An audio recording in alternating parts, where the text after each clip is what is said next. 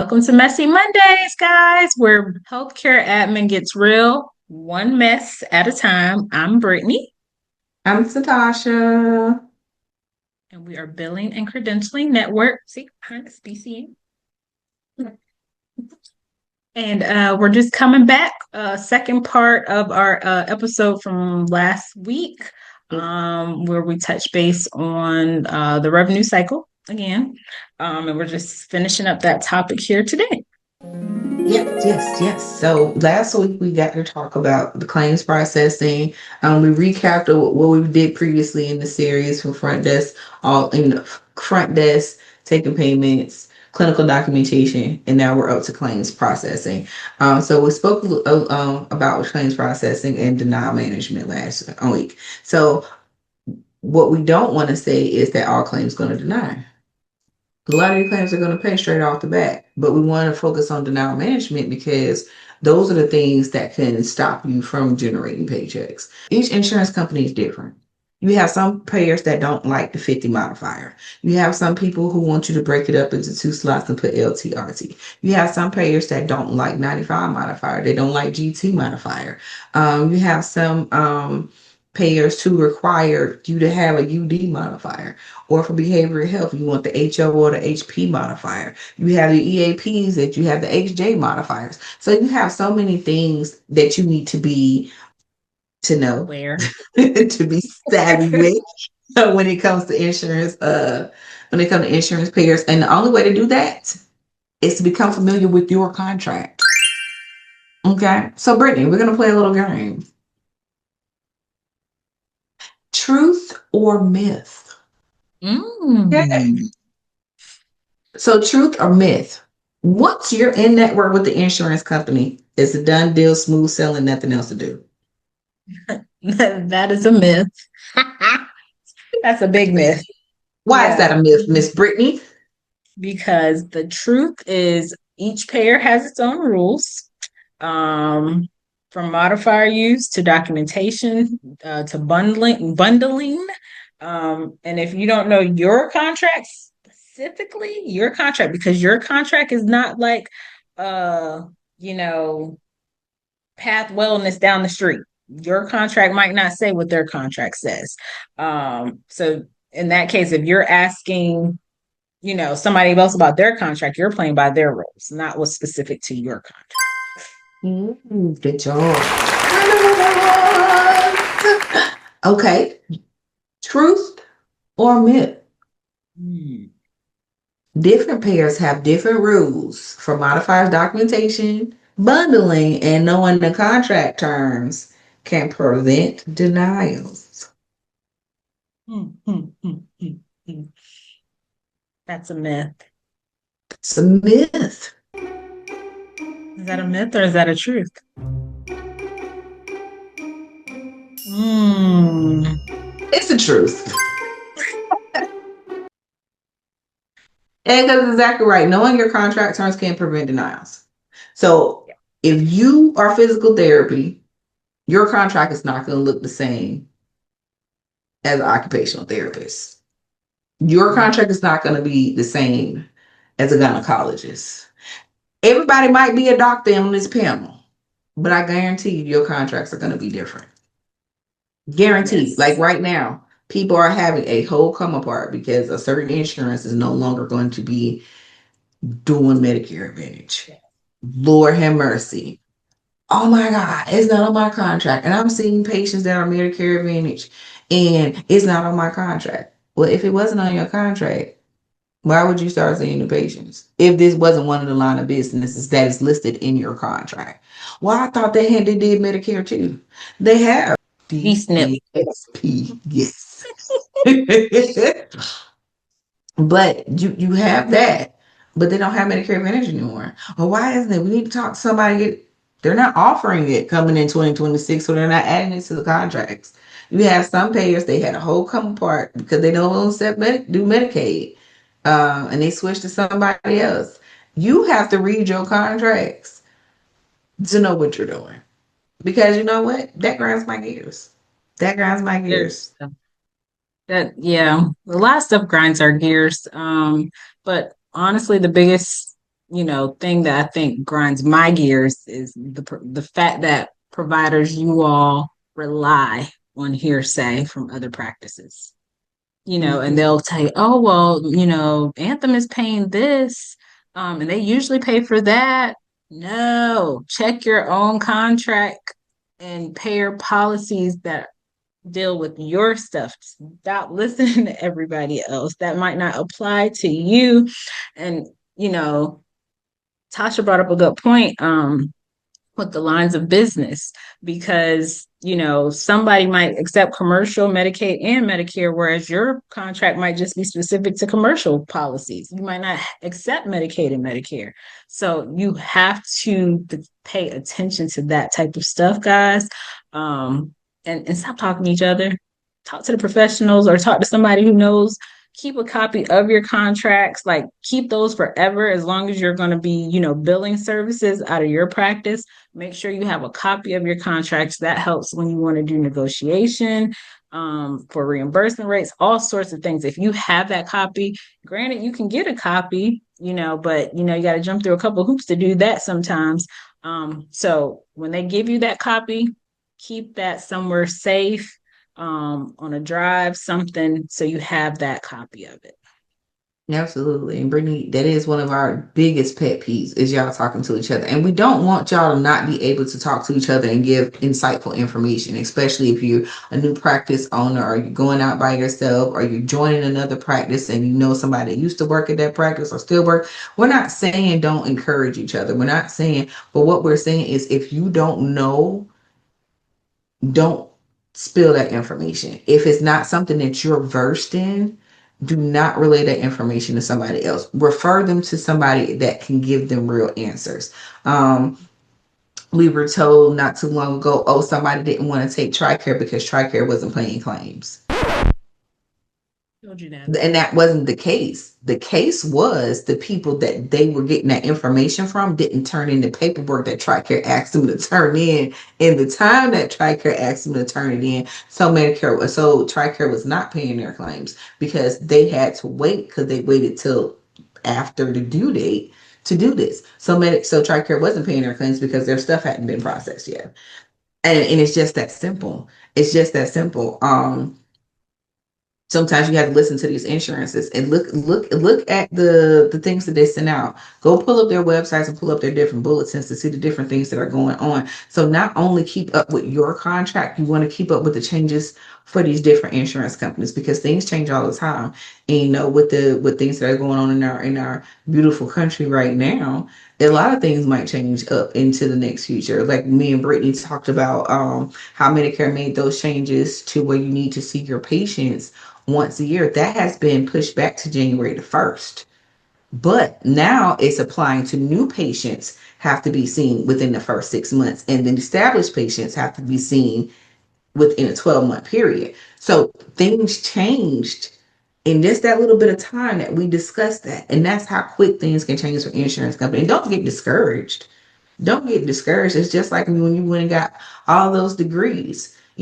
Classes were different for this subject than it was this subject. Or when I was going to school, the classes that I had to take are not the same classes that our children have to take in order to meet these graduation requirements. That's the same thing with insurance companies. They're always going to evolve and change based on the surroundings and what's going on in the insurance industry, in the health industry, and also what's coming down from CMS, from the government. So that's basically what it is. Let's talk about, so kind of touch base on this with the front desk, but the coordination with billing and your front desk, um, together. They have to work together, especially if you do have someone who's running your front desk or running your practice, and then the billing portion is separate. They have to work as a team. Um, and even if they're doing the billing, like submitting the claim, and then you just have the billing team following up on like denials and rejections and things of that nature. Once the front desk or the billing team submits a big myth, you all think it's done. Oh, well, I clicked the button and that's it. No, that's mm-mm. Claims processing is a team sport. Documentation, coding, eligibility, collections, that all affects the outcome of the claim. So just keep that in mind. Um, but what grinds your gears about that part, Tasha? Like grinds my gears is it's really a collab. It's a collaboration, and sometimes you providers, you guys blame the billing team, um, without understanding the upstream errors that cause the denials. So a lot of times you're like, oh, we had this terrible biller, da da da. Who was doing your insurance verification? Because we come across practices, we have people working front desk, and then when we do the billing, and then we get denied, the insurance wasn't active anymore. Well, if front desk had a checked eligibility prior to the appointment, then they would have known that the insurance wasn't available then. A lot of times,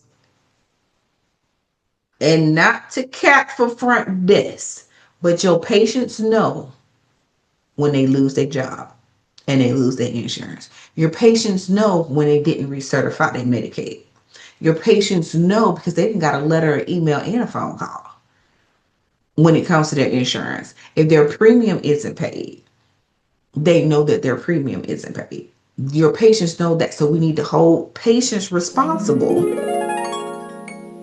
okay, for relaying information to front desk when they come in. But front desk also needs to be adamant about asking these questions. So when it comes to after the billing is done, front desk needs to be made aware. Hey, they copay might have went from 30 to 35 because I think Fed went up $5 this year, and Tricare went up $1. Yep. Yeah, Tricare went up $1, and a couple other plans went up a couple of dollars.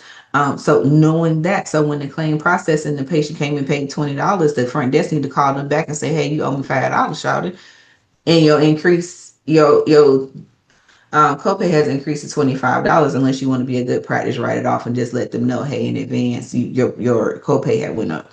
After processing, that's when you want to collect your deductibles. If your claims processed to the deductible, front desk is responsible for running that, run me my money before you get seen or rescheduled again. Um, so the coordination with billing and front desk is that's 20 now. Like they have to be on one accord. If front desk doesn't understand something when they're checking eligibility, they need to reach out to the billing department. That way they can explain to them what this specifically means. If something with billing comes up and the patient needs to be contacted and you have front desk needs to be able to reach out to the patient and say, hey, we have a denial saying that you didn't have any coverage. Can we get some new insurance? Or we got a denial saying that they are missing patient information, that they sent you an accident questionnaire and you never returned it. We need you to return this or you're going to owe this bill. So it needs to be a team sport. Of course, providers, you guys are the quarterbacks. Y'all make the plays. You get what I'm saying? But you also need your first line, you need your O line, and you need your D line. And that's what you're billing in your front desk are. You get what I'm saying? So your front line is going to be your front desk person. That's O line. That's your office. Their defense is going to be us as your billers. We're going to make sure that we defend the claims. We are going to make sure that we are appealing and doing the things that we need to do because you didn't already put the plan in place, and we just need to follow up to make sure that everything is good. But yeah, that's what grinds my gear. Yeah, I always want to point fingers, but you don't understand the full flow. And I think a lot of times that's why a lot of small businesses, when it comes to medical, behavioral, speech, whatever it is in the health industry, that we don't make it is because we don't have a clear understanding of what's going on, and you guys are driven by what Brittany said, hearsay and fear. Yeah. So, strong suggestion from BCN. Um, Regular communication between the providers, your billing team, and your front desk, checking in. Like, even if you all have to schedule like for us, for our clients, we offer you can check in twice a month with us. Questions, concerns, whatever the case may be. That's if you are a regular client on our monthly billing list, then we offer that as part of your package. You get 2 meetings with us a month to kind of check in again, ask questions, and then that keeps that flow of communication and can prevent a month or months of reworking stuff, and capturing and catching stuff in advance versus, oh, well, this happened and, we can't rectify the situation possibly. So, yeah. And send that email. Send that email. I have a question. Send it. Don't sit there and fiddle with something and oh, I think I rebuilt this claim right. Okay, you think so? And then when it deny you ask us to come fix it. No, ma'am, no, sir. We didn't do it. You did Definitely. it. So let's wrap it up, guys. So claims and denials aren't just an insurance problem. They reflect the entire revenue cycle. Understanding your contracts, submission of claims on time, tracking your denials, and are what turn frustration into paid claims. So, just encourage your team, whoever that is, review payer contracts regularly, track and analyze your denials, communicate across departments, and stop relying on hearsay, please, and start relying on data. She said something else, Again, so we're gonna wrap it up because she didn't put a word in right there, baby. Because she said, "What? Stop relying on your neighbor and rely on data." It's not gonna lie to you. just a messenger. Sorry, just had to say it. But yeah, we want y'all to make sure that y'all are, getting the correct information and not, well, Johnny Appleseed over here told me this, and that don't apply to you. Stop worrying about It Johnny ain't Appleseed. Johnny or the Appleseed, baby. So it ain't got nothing to do with the price of tea in China. I'm trying to tell you. Well, that is a Yeah. wrap for Messy Mondays today, guys. Denials aren't the enemy. They're a signal that something upstream needs fixing. And if you need a fixer, this is your DIY right here, baby. This is us. Hit us up on the links below. Today we tackled another truth or myth. But remember, it's always about improving, learning, and becoming a better provider, learning what's best for you and your practice. Again, if you found this episode helpful, share it with your team and let's keep the discussion going. Join us next Monday with some more insight. We're going to have something juicy for y'all next Monday to help you keep your practice game up. Okay, y'all. Keep it cute, keep it ethical, and take care of your patients.